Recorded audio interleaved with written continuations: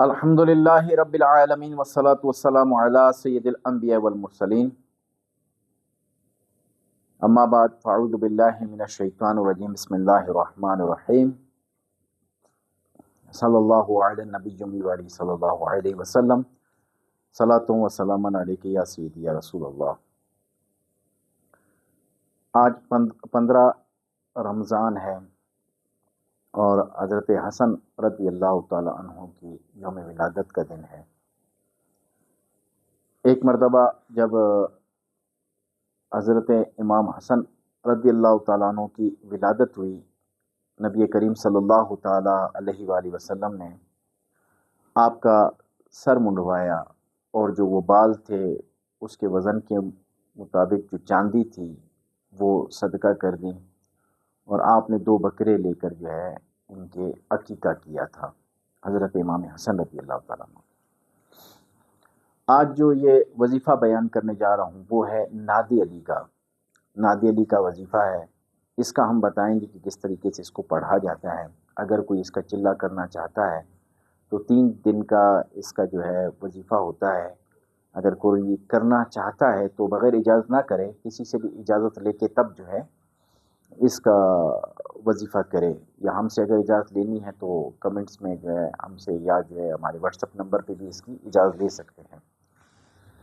یہ وظیفہ ہے، جو بھی پریشانی ہو، غم ہو، اس کے لیے جو ہے یہ زبردست وظیفہ ہے۔ یا کسی پریشانی میں آپ مبتلا ہوں، رزق کی فراوانی اس سے جو ہے پڑھنے والے پر جو ہے کبھی بھی رزق کی تنگی نہیں ہوتی، فراوانی ہی فراوانی ہوتی ہے۔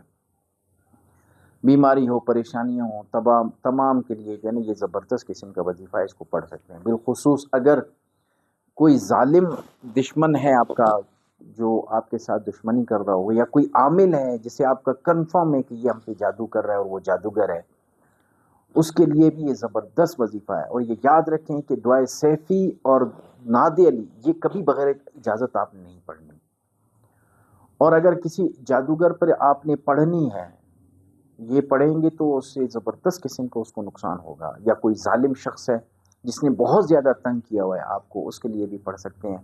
یہ یاد رکھیں کہ جائز صورتوں میں پڑھیں، ناجائز صورتوں میں کبھی نہیں پڑھیں۔ اور بالخصوص اگر کوئی مسلمان ہے تو کوشش کریں کہ مسلمان پر بھی یہ نہ پڑھیں۔ ہاں، اگر بہت زیادہ تنگ کیا ہے تو تب جا کر اس کو آپ پڑھ سکتے ہیں۔ یہ طریقہ میں بعد میں بتاتا ہوں دشمن والا، پہلے میں اس کے پڑھنے کا طریقہ آپ کو بتاتا ہوں۔ جیسے ابھی آ رہی ہے رمضان کی 19، 20 اور 21، اس 3 راتوں میں اس کو آپ نے پڑھنا ہے۔ اس کے پڑھنے کا طریقہ یہ ہے کہ 313 مرتبہ پڑھیں، آپ کی مرضی ہے۔ 700 مرتبہ آپ پڑھیں، اس کو آپ کی مرضی ہے۔ 1100 مرتبہ پڑھیں، آپ کی مرضی ہے۔ نہیں تو جو زبردست اس کی زکوٰۃ ہوتی ہے وہ ہے 2100 مرتبہ روزانہ پڑھنا۔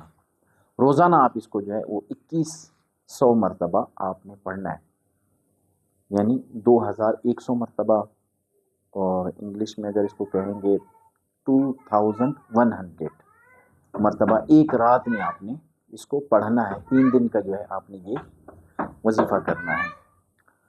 تو اگر کوئی شخص 19 اس کی رہ جاتی ہے تو آپ نے جو ہے پھر 20 کو پڑھ لیں، 20، 21 اور 22، ان 3 دنوں میں یہ وظیفہ کریں۔ اگر جو ہے آپ اگر 20 کو بھی رہ گئے تو پھر آپ نے 21، 22 اور 23 کو جو ہے یہ وظیفہ آپ نے پڑھنا ہے۔ یہ وظیفہ آپ نے پڑھنے کے بعد پھر روزانہ اس کو آپ نے 41 مرتبہ اپنے ورد میں رکھنا ہے۔ روزانہ اس کو آپ نے 41 مرتبہ پڑھنا ہے، 41 ٹائم جو ہے اس کو پڑھنا ہے۔ یہ اگر کوئی دشمن ہے، کوئی جادوگر ہے جو دعویٰ کر کے آپ پر جادو کرتا ہے، اس کے لیے اتنا زبردست یہ وظیفہ ہے۔ آپ نے 7 پتھر لے لینے ہیں اور 7 پتھروں کے اوپر جو ہے نادی علی پڑھنی ہے۔ ہر پتھر پر 700 مرتبہ پڑھنی ہے، یا 1100 مرتبہ آپ جو ہے اس کو ہر پتھر پر پڑھیں، اور جو اس کا ٹھکانہ ہے وہاں جا کر رکھ دیں۔ اس کا آپ حال دیکھیں گے کہ وہ کیا حشر اس کا ہو جاتا ہے۔ اس کو زبردست قسم کا اس کا نقصان ہوگا اور آپ کی جان بھی چھوڑ دے گا۔